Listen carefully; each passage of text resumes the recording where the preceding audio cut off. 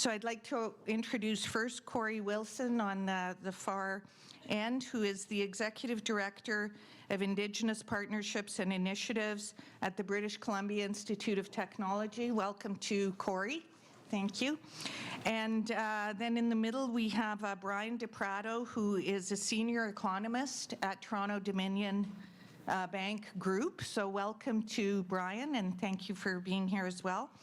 And then we have Ruby Latif, who I've also had the pleasure of doing some earlier scholarship with, who's here at Ryerson and as a research associate. So welcome to all of you.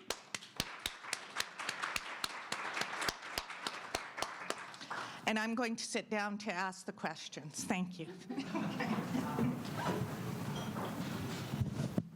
So we'd like to start with a question to each of you, and I think we'll start with Kory. And if you want to say a few more words of introduction of yourselves, please do, to put your comments in context.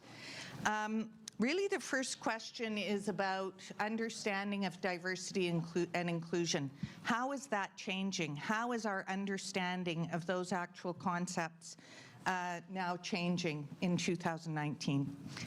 Okay, hello. So my name is Kory Wilson. I'm Kwakwaka'wakw from Northern Vancouver Island, and I'd like to thank the traditional holders of this land for allowing me to be here. I would say live, work, and play, but I don't live here, so allowing me to come and speak here today. So I appreciate that. As was said, I'm the Executive Director, Indigenous Initiatives and Partnerships at BCIT. And when I think of diversity and inclusion and how it's changed, I'm not so sure it's changed. I mean, the reality is diversity is reality, and it's absolutely vital. Diversity has always been there. It's whether we recognize diversity or not, and whether we choose to include and to be inclusive in what we do. And I think it's the actions and the way that we do it. I mean, the reality is, for the longest time, is that it was about including women and not including the others, you know, until we got the 4 representative groups from the Constitution in 1982. It really wasn't about Indigenous people or you know, disabled people or other groups of people. And I remember speaking with my grandmother, who said, and I had a conversation with somebody about a matrilineal society, and it's not so much that Indigenous communities is irrelevant whether they're matrilineal or patrilineal. The reality is that all Indigenous communities, nations that I know of, pre-contact, have always viewed women to be equal to men, if not superior to men, because we're the givers of life. And I remember my granny saying to me, I remember asking her, well, people just constantly ask by media, why aren't you a feminist? You should be a feminist, Miss Pearson. And she says, why would I want to be equal to a man? Because we come from a culture that has a greater understanding. And I think a lot of what we feel and believe and how we act depends on our how we're raised and what we're taught to believe. My first experience with sexism, if you will, was when I went to Pearson College. I don't know if anybody's heard of Pearson College. It's part of the United World Colleges. And I went when I was 15 years old. And it's the first time I realized that there are people that think women are less than men. I had no understanding of that prior, so a very different upbringing than many people. And I'm sure when you saw my sister speak, it's because we come from this matrilineal society where women are equal. So when we're just to briefly end, when we look at the words of diversity and inclusion, diversity has always been there. It's whether we decide to include it and to then not only include it, but to activate it and to action it. Okay, thank you. Brian. Great, thank you. As mentioned, I'm Brian DePratto. I come from the corporate world. I'm wearing a suit, which is not normally how I wear, but I guess it's kind of fitting. Anyways, you know, the lens we bring here is maybe a little bit different. I would sort of echo Kory's remarks that diversity's always been a reality, right? It's how people have chosen to react to that, and to my mind, from my research, how the corporate world and how, you know, business leaders have chosen, or in the past chosen, to ignore that reality. I think, you know, you think about 2019, you think about the changes that we're seeing, both from population aging and other factors. You can't ignore that reality. You know, it's always been the right thing to do, but we know the right thing to do is not always what gets done. It's now the profitable thing to do. I don't think that's necessarily a dirty word per se. Can drive progress. You know, you look at some of the areas, people with disabilities, for instance. This is an area that's growing, you know, rapidly in the population, not just with population aging, but also with recognition among younger Canadians of the challenges they face.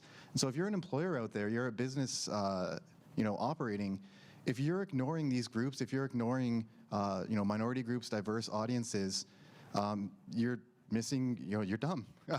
Pardon my language here, I'm stumbling for words. It's just a huge missed opportunity if you're not addressing these communities, if you're not having strategies around inclusion, around accommodation by default, if you're not changing your management practices. Thinking a lot of my research or current research was looking at disabilities specifically. It's not enough to meet AODA or ACA requirements, right, to have the built environment. It's about having that inclusion by default baked into your management, baked into your corporate DNA.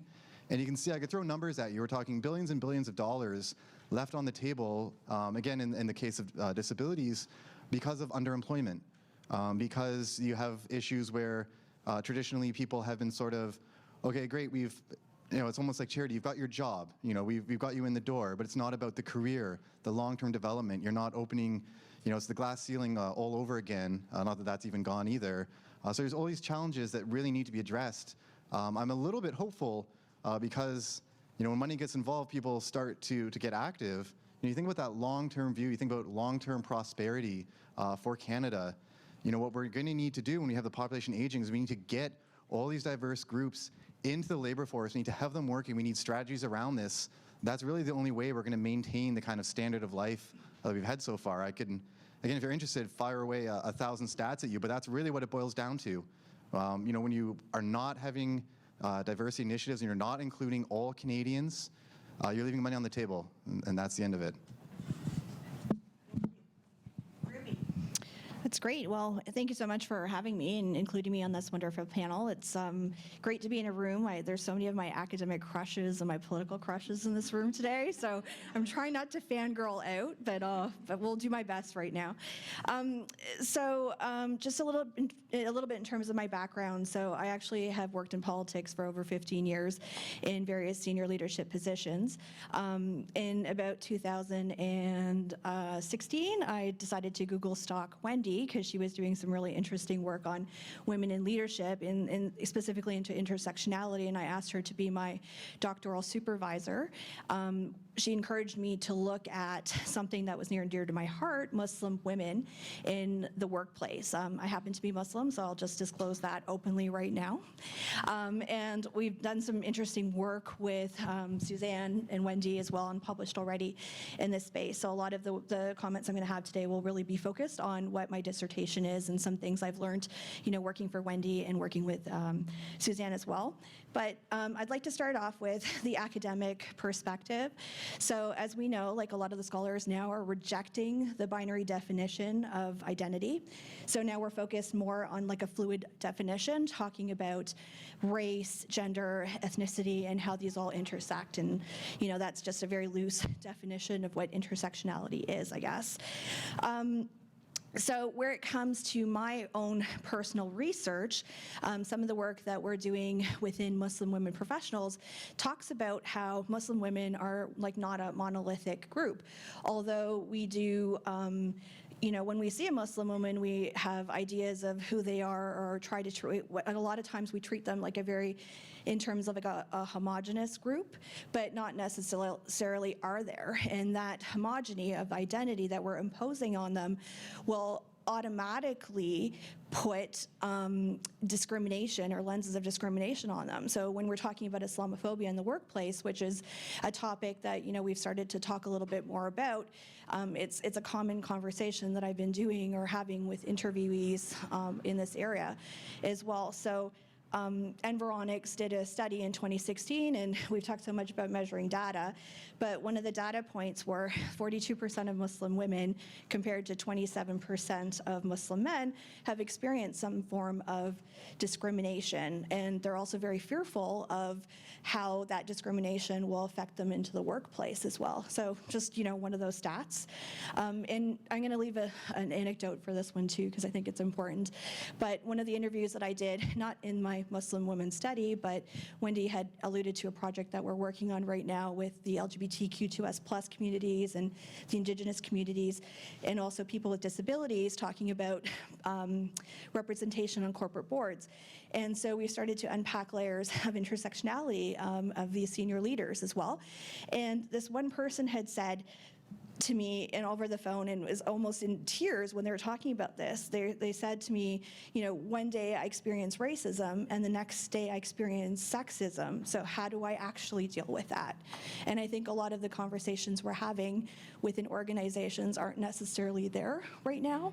So although, we're scholars and we're talking about it, not all of those organizations have attempted to get to that layer of identity. Thank you so much, Ruby, and thank you, all of you.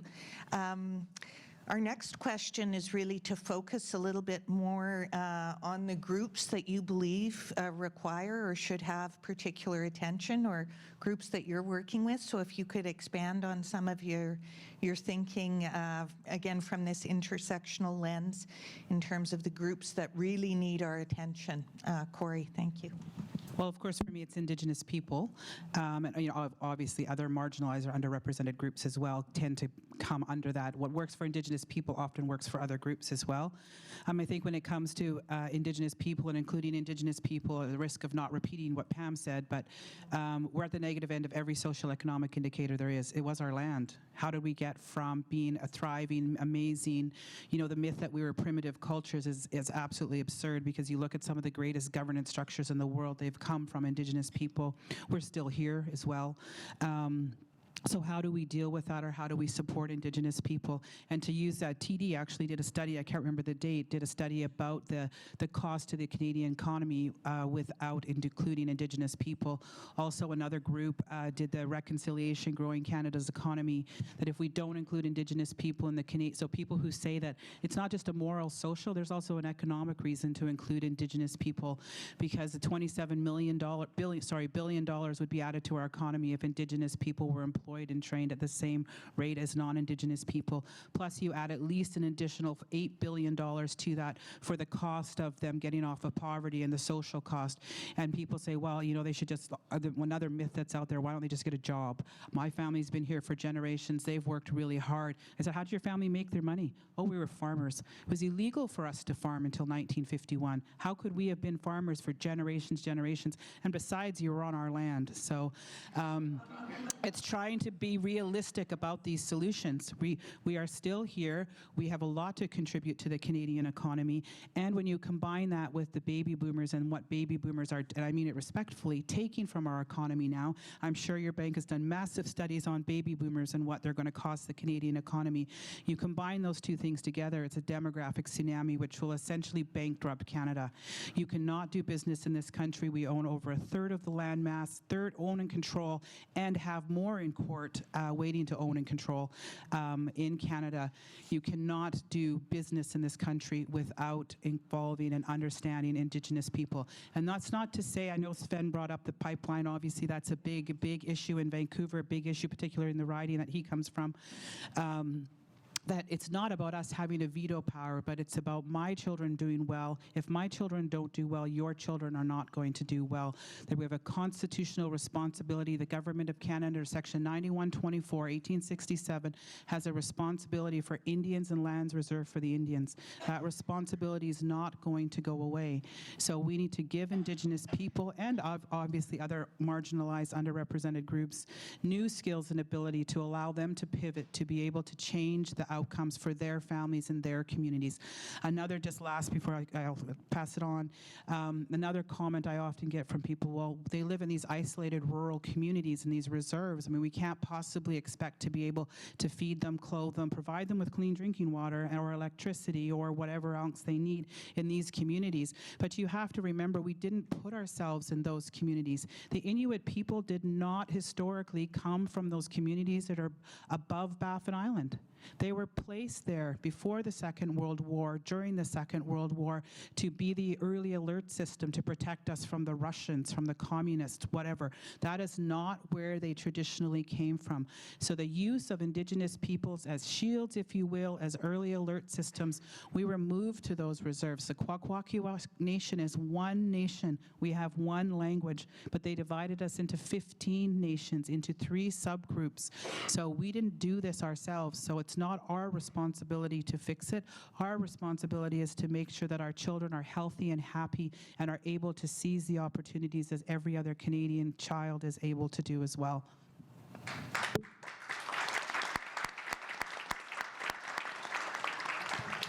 Thank you very much, Brian. Which groups are you most, you've mentioned people with disabilities, which is, but please continue. Absolutely. I'm well reticent to place one group above another, but I am, of course, That's I'm not here to what talk a we're little bit doing. about my research. So, yeah, so the one area we've been looking at in particular, and Kory mentioned, is you think about the population aging, right? My job is to sort of think about 10, 20-year views on the Canadian economy. Where are things going? In 20 years, 1 in 4 working-age Canadians will be over age 65, right? That's the demographic reality, and that takes into account the structure, all the immigration numbers, everything else, the growth we've had. We're still talking about 1 in 4 people traditionally in that retirement age as the boomers age out.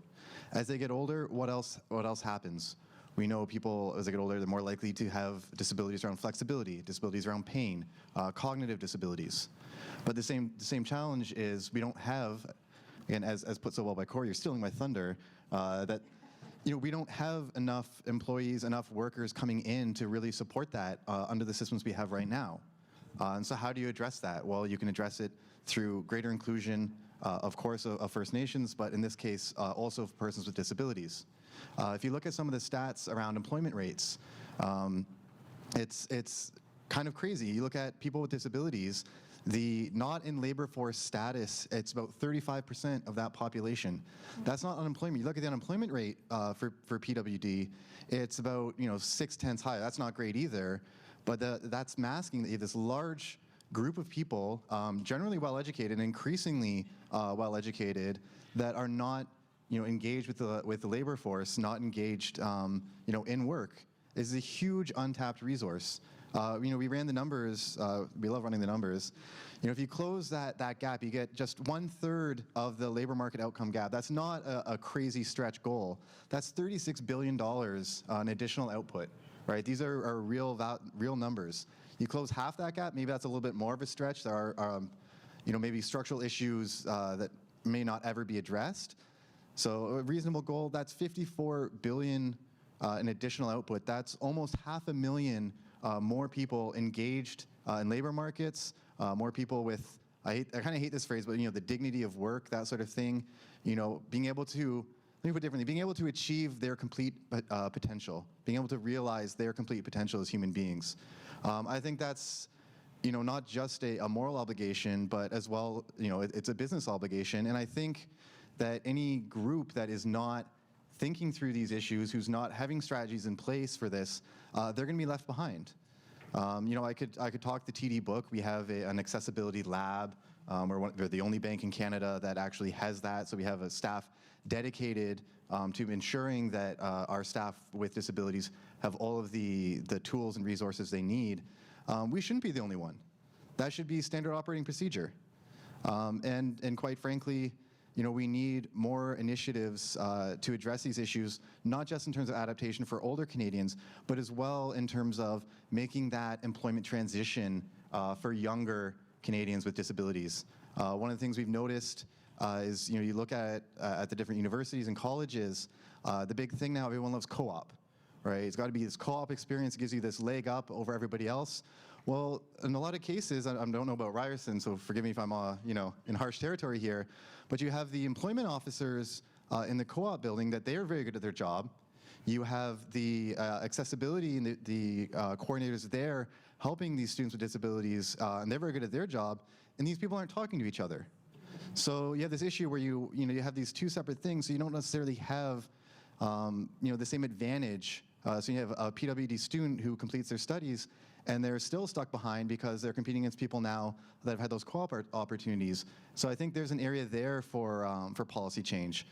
In terms of supports, I think a lot of the supports we have in place are great, but there's a lot of them, and it's a real patchwork. There's no real single point of contact. There's no structure in place for transitions. So high school into university, or even high school into workforce, university or college into workforce, those sorts of things. It's this handoff issue. So there's clear scope here, both from a government point of view, from a business point of view, and just from, I guess, a civil society point of view, that we need to really address these issues, not just because it's right, but because it's going to help us, to echo my earlier comment, really maintain that standard of living and bring everyone else up to that common standard of living as well. Thank you. So we have legislation like employment equity that's out there that talks about the various groups that we should be more understanding of and more inclusive of. Wendy has already spoken about C25 as well, and how that legislation actually was applied to some important legislation moving forward. I believe that even there's an inequity in policies or legislation like employment equity. And my feelings around this is that some of the policies that we have in place or some of the things that the government are doing don't necessarily protect all of the marginalized groups. Like, once again, when we're talking about identity, we're talking about identity being more fluid. So my experiences and Latif's experiences may be similar because we're not hijab wearing, but it might be very different than someone who happens to be a Somali Muslim woman who wears a hijab. And so when I look at my research and some of the work that we're doing, a lot of the organizational work is being done focused on the visible barriers or visible identity markers. So things like race, age, we're talking about disabilities that are visible, but not necessarily are we talking about those invisible barriers that are created by invisible identity markers. And that's something like religion, for instance. And now I think it's become even more important to start unpacking those identities. And Rahima this morning talked about a bit about authenticity, and Suzanne, you're right about that as well, and the whole bringing your whole self to work concept. And it's become more and more important to start having those conversations. And I'm going to share with you a little anecdote that I actually don't share publicly, but I've talked to Wendy about this as well. When I actually worked in government, I had a very senior leadership position in the Premier's office, a senior advisor title as well. And I was responsible for the community relations for the government, so publicly out-facing and doing a lot of the work. One day into my new position, I got pulled aside by someone in the senior leadership team, and they're like, well, Ruby, we're a little bit worried that you're Muslim or too Muslim, and we're not sure you're going to be able to deal with all communities properly. And I was a little bit younger. This is about like 10 years ago or so now at the point. So it really took a toll on me. Like, I'm a young person. I'm, having now a senior role in government. There's maybe 3 or 4 racialized people who happen to be in a senior leadership position. Like, how do I navigate this? So I made a very conscious decision to cover up my identity where I needed to when I went to a mosque, do the code switching, right? So I'm wearing a hijab when I'm in the mosque and wearing an abaya, but and like when I'm in government, I'm not talking about my Muslimness. And so I remember like 6 years into my position, the Premier was supposed to go to a mosque, and we went to mosques often. And I wanted to do my prayers because there's 3 prayers at this mosque, and you're at the mosque, you should do your prayers. My mom's gonna be like, Ruby, did you do your prayers? And I'm like, no, because I'm waiting for the Premier. So I think it was during Ramadan too, and I was fasting and like hangry and the whole thing. I know, it's escalating, right? So the point is that I had to brief the Premier like I normally do and write his speeches and all that other stuff, a part of the job. And so, he missed the first prayer. He's in Waterloo doing something with like TAC, economy important, whatever. And he calls me up, or his assistant calls me up and says, okay, Premier's on his way. He's going to miss the second prayer. We'll only make it to the third prayer. And I'm like, okay, you know what? I can't deal with this. I have to go do the second prayer right now. And it's bad because you're dealing with the Premier, right? So I realized what I did. I did my prayers and asked for repentance and forgiveness. And then, the Premier does call me right before he gets to where he is. And he's like, Ruby, you're Muslim?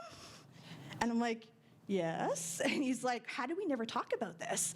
And I'm like, it just never came up in conversation. And so, we started talking about Islamophobia and things like, why don't I wear hijab in my politics career? And so I'm going to use the word out because I actually publicly outed myself at that point. And then he started mentioning it in speeches and things like that. And then, everybody knew at that point. And he was really proud of it. And it became easier because I had somebody in a senior leadership position saying, it's okay to be Muslim. It's okay to be yourself. I'm proud of what you're doing. So I think that's really important when we're talking about organizations and leadership and how that identity is and bringing your whole self to work. We really need to think about that as well. Thank you so much. Thank you so much, Ruby, and all of you. So I'm going to combine the last two questions that we had suggested, and to some extent you've spoken about this already, but the last two questions were, what do you see as the biggest challenges to change? And again, looking from that intersectional lens to the extent that that can animate, you know, what you're thinking about right now, and also what makes you hopeful. So those are really, really important questions, I think, to this conference overall, and I'd like to hear from each of you on that. Most important challenges and what makes you hopeful. And then we will have a few minutes for questions, so please do be keeping your questions. Thank you. Okay, so I think we've heard a lot today of what the most important challenges are. Obviously, having equity and having everybody represented and be able to come to the table. So one of the biggest challenges I find, or so one of the solutions to one of the challenges that I keep coming back to, no matter what I read or think or who I meet, is that it has to be founded on truth. No matter what we do, and we're talking, if we just talk about Indigenous people, of course it applies to the other two groups as well, is that it has to be founded on truth. The true history of Indigenous people in Canada, the true history of residential schools, the true history of the struggle for our identities and the laws and policies that still oppress me because I have a card that the government says I have to carry. And I think no matter what we do, that truth has to come out. You have to honestly look at the organizations or companies that you work at. We have to look at that as a society, but more importantly, you have to look at yourself. There was a brief mention of privilege. I think the most important thing is that each of us honestly look at the privilege that we have and honestly look at the unconscious bias that we have. And it doesn't just it's not, you know, a Sunday afternoon thought. It's something that we have to keep going all the time. And every time you go into a room, you have to look at it, ask yourself, does everybody look like me? And if everybody looks like you, you have to ask yourself what you're going to do to ensure that other people can come into that space. So you have to intentionally create space for others. And in that means also that you have to ask yourself what you're willing to do to allow somebody into that space, and also what you're willing to give up to allow others into that space, because this is about power. Anything with racism, oppression, discrimination is about power and who exercises power. So what power or what decision-making authority or what are you going to allow to give to others to ensure that there is that access? Because again, without power, there is no access. And without access, we can't achieve as underrepresented or marginalized groups. So we have to have that. It's a change in society. We're seeing the rise of populism. We're seeing the rise of racism. We're seeing all of these different types of things now that are happening because it comes from the idea that they think that everything that's good in the world is a pie, is part of a pie. It's not a pie. If I get a bigger piece of the pie, that doesn't mean you have less of a pie. The reverse is in fact true. If I get a bigger piece of the pie, if my people get a bigger piece of the pie, then you are going to do better. Your bank is going to do better because you're going to have more Indigenous clients that actually have money that they can put into a bank account. Maybe go for a loan, maybe buy a car. So it's important to do that. So asking ourselves, so creating that space by asking yourself what you're willing to do, what you're willing to give up for Indigenous people. And it's also a question that we as Indigenous people, I believe, have to start asking ourselves as well. We have many have nations in this, First Nations in this country, Indigenous nations in this country. Some are doing significantly better than others are doing. What are we going to do? What is my nation doing that is a have nation to help those nations that don't have what they have? What am I doing as a have, I mean, it's actually my entire life's work, but what am I doing as a have First Nations person to help people that don't have the privilege and the luxuries and the things that I have? And it's also, I think, as non-Indigenous people, recognizing for us as Indigenous people, this is a multi-pronged approach. So when you look at intersectionality, it's not just race, it's not just age, it's class, it's status, it's location, it's culture, it's language. Language is is a huge one for us as well, and knowing that for us when we're still living with the intergenerational trauma that happens, and even though on the outside I look like I've achieved, I have a job, I have this, but there's a lot of cycles of dysfunction I haven't broken yet. I'm an only parent of 4 kids, so there is no father in their life. He became an alcoholic, part of the statistics. So we can break a lot of these statistics, but know that at least for Indigenous people, and I'm sure other groups as well, we have not only the intergenerational trauma that's happened and the laws and policies that happen in Canada, the experiences that have happened, and you may be the first person in your family to have gone to high school, not even just university. And I know that happens, and people say, well, it's similar to immigrants. Immigrants come here and they don't speak the language, they don't. Yes, there's a lot of similarities in those experiences, and they do experience the same racism and discrimination, but it's different. The government of Canada doesn't control their lives. The government of Canada doesn't make them go to a different healthcare system. Because I'm from British Columbia and have a status card from British Columbia, have a different healthcare system than any of you if you'd lived in British Columbia. If I die without a will, the government of Canada decides what happens to my children. The government of Canada decides a lot of stuff for me because I have a job and I have, perhaps, more disposable incomes than other First Nations people. I can make some different choices when it comes to my health care and the needs of my children and to meet those needs.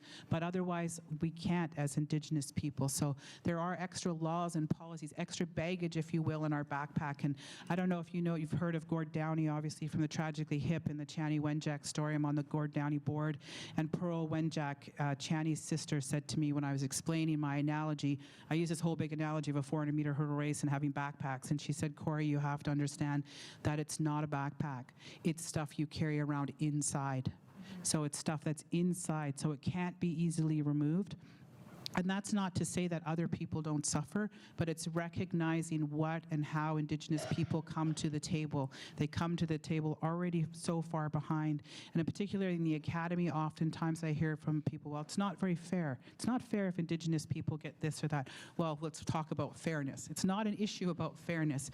It's about how do we close that equity gap that Wendy put up and ensure that Indigenous people have the same opportunities to achieve. They're going to take the same test, but maybe it's a bit different.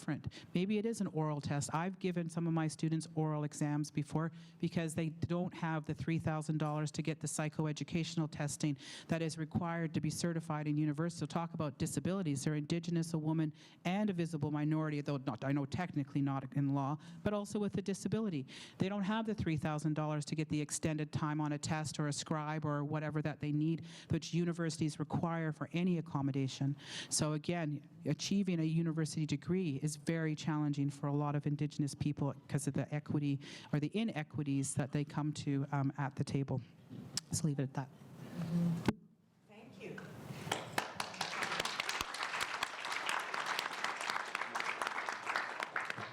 Thank you so much. And Brian?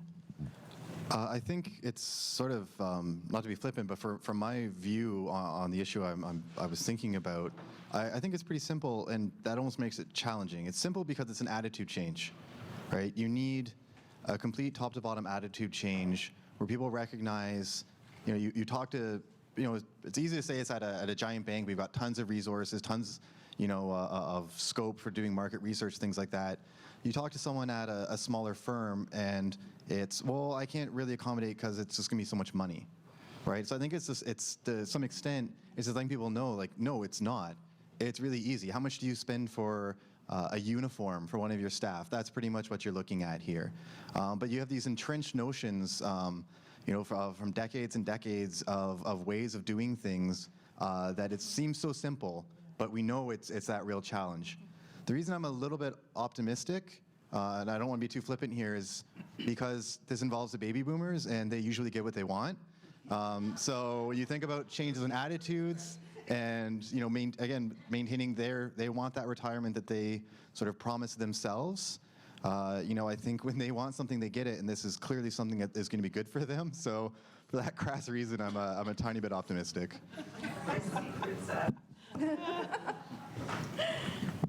Thank you. So Ruby, key challenges, and are you hopeful? To what extent? Hopeful, yes, definitely. But let me start with the key challenges first. So I think there's a lot of formal and informal policies are happening within organizations as well that can actually result in barriers and exclusionary practices within the workplace. One example of this, and Wendy often quotes this but didn't quote it last night because I wanted to quote it, was one of the research that we did in terms of an interview was we talked to this young professional woman, and she brought up a case about her partner, who is a male who worked on Bay Street. And he goes to corporate events, and often corporate events involve cocktail receptions where there's alcohol being served. And instead of actually telling people he's Muslim, he actually tells them he's an alcoholic. I know it's actually really sad that that's the conversation. But you know, one of the reasons why he did that, I assume, because I wasn't able to talk to him, was those exclusionary practices would, you know, deter him from reaching potential leadership positions. And so when we're talking about these informal practices, or formal practices for even when it comes to things like Ramadan and holding meetings during Ramadan, like lunch meetings and things like that, you know, not necessarily can people actually participate. And so not only do these become barriers, but they also create challenges of like cohesion with an organization as well. And for somebody like me, and I already told you a little bit about my story, but it is the deciding factor if I'm going to conceal my identity or I'm going to reveal it. Am I going to, like, you know, be this person today, or am I going to be that person today? So I think that's really, really important, once again, when we're talking about authenticity and agency and bringing your whole self to work as well. But lastly, am I hopeful? Yes, I am. And it's, you know, today just being in this room, having this conversation with, once again, some of my academic crushes who my work has stemmed out of, talking about intersectionality and how we're moving the conversation forward. You know, Sedef from EY talked a little bit this morning about how EY is now looking at the intersectional lens, and Rahima from United Way, I don't know if you guys have read this report, but I think it's called Inevitable Consequences, and it's a report that was done in 2019, and one of the top points are racialized women earn less money than their counterparts. And some of the information is interesting because it is actually contradictory to information that we've learned in the last 20 years about how immigrants will reach in 20 years sort of the same level of pay. So there's a lot of precarious employment and inequity that's actually involved. But you know, the not-for-profit sector is now looking at this as well. So I'm hopeful that we're having these discussions. I'm hopeful that there's people like Wendy who, you know, as one of the young people on the panel said this morning, or she doesn't need to be there championing people like me or having those conversations, because it doesn't necessarily help her, but it helps the conversation. So just being in this room with these types of people, I feel good. Awesome. We feel good too that you're here, Ruby, and all of you. Thank you so much for being here.